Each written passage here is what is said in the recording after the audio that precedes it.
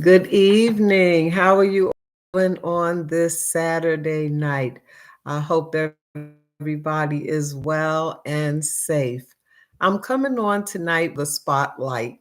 Um, on October 11th, we discussed in the Domestic Violence Awareness Month in celebration of those we lost, Shanquilla Robinson, the young lady who lost her life in Mexico, vacationing and hanging out with some friends. Well, I just wanted to tell you that you see, remembering people, and sending our prayers out for them, their family, it really does. It has a power to it, and we got to keep doing that because we want to end domestic violence against women in America and men. Nobody should be beat up, children, the whole nine. But anyway, I hope you all had a good week, and I hope you got to watch some of the videos. Like I said, it doesn't have to necessarily be for you. You can use it to help someone a family member, co-worker. It's just information that you can pass on when somebody's in trouble and you might not be able to physically help them, but you can put out some numbers and things like that. Well, anyway, I came on with this spotlight because I had to tell you that I was very happy to hear this because we were just discussing this on one of my lives, the one on October 11th during Domestic Violence Awareness Month. And the update is that Shanquilla Robinson's family has not been satisfied with the investigation that went on into their daughter's murder, in her passing. And they have publicly filed lawsuits. They want justice for Shanquilla Robinson. And we were just talking about her name 2 weeks ago, because it seems that this was a group domestic violence thing where more than one person was involved. They said she died of alcohol poisoning or something, and they found out later that her neck was broken, and I think her spine or another leg. So there was some other stuff that went on there. And people videotaped it, and it's like there were no arrests made or anything.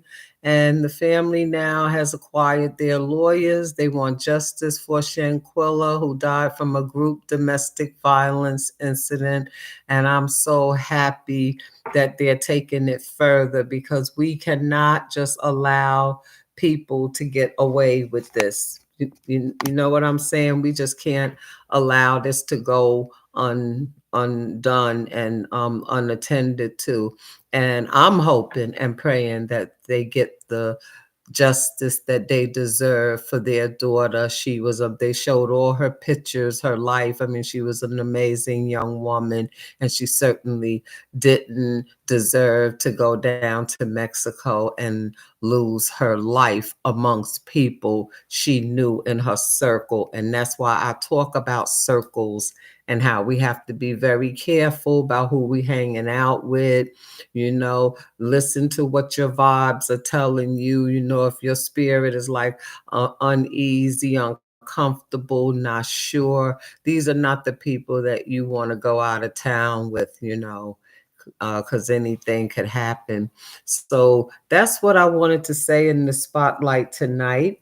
I'm still studying for the next subject, because we have a lot of things we're going to talk about coming up, with the red flags and incorporating anything. And I want to admonish every person that is attacked, report it.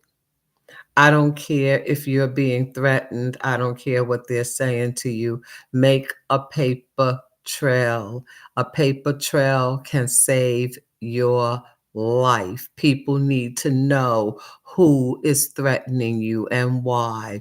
And in one of my other lives coming up, I'll tell you how a paper trail saved my life. Okay, so anybody threatening you, don't you be afraid to tell the police. Even if they say, "Oh yeah, you call the cops on me, I'll kill you." Yeah, you tell somebody I'll kill you. Well, I told you the answer to that is if you're going to kill me or you thinking of killing me, somebody might as well know what you thinking.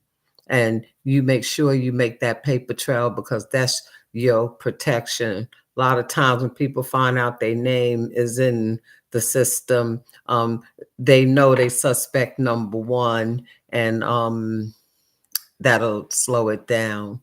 So anyway, I want to congratulate and sympathize with the family of Shanquilla Robinson. I'm so glad their family is seeking justice for her, that her life was not in vain, her passing was not in vain, and she will not be forgotten. So until I see you next week, I'll be studying and looking up some things, and we're going to talk about some more good stuff next week. But anyway, you have a safe week, a blessed week, and I'll see you back here again. And yay for Shen. We're all praying for her family that they get the justice for their daughter that they so rightly deserve. Good night.